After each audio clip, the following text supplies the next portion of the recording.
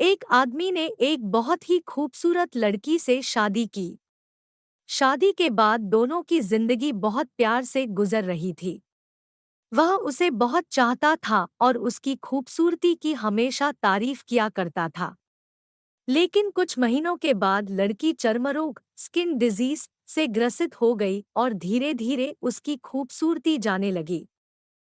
खुद को इस तरह देख उसके मन में डर समाने लगा कि यदि वह बदसूरत हो गई तो उसका पति उससे नफरत करने लगेगा और वह उसकी नफरत बर्दाश्त नहीं कर पाएगी। इस बीच एक दिन पति को किसी काम से शहर से बाहर जाना पड़ा। काम खत्म कर जब वह घर वापस लौट रहा था, उसका एक्सीडेंट हो गया। एक्सीडेंट में उसने अपनी दोनों आंखें खो दी। लेकिन इसके बावजूद भी उन दोनों की जिंदगी सामान्य तरीके से आगे बढ़ती रही। समय गुजरता रहा और अपने चर्मरोग के कारण लड़की ने अपनी खूबसूरती पूरी तरह गंवा दी।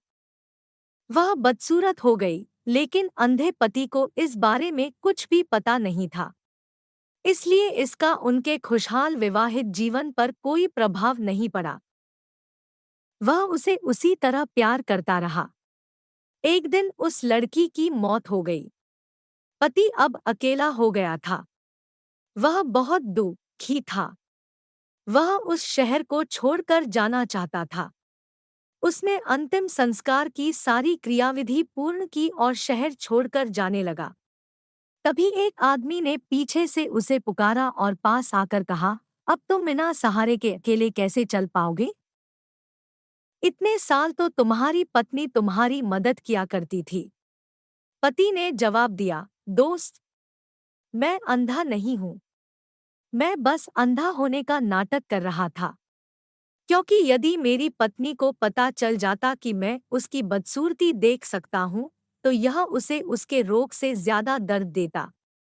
इसलिए मैंने इतने साल अंधे होने का दिखावा किया। वह बहुत अच्छी पत्नी थी। मैं बस उसे खुश रखना चाहता था।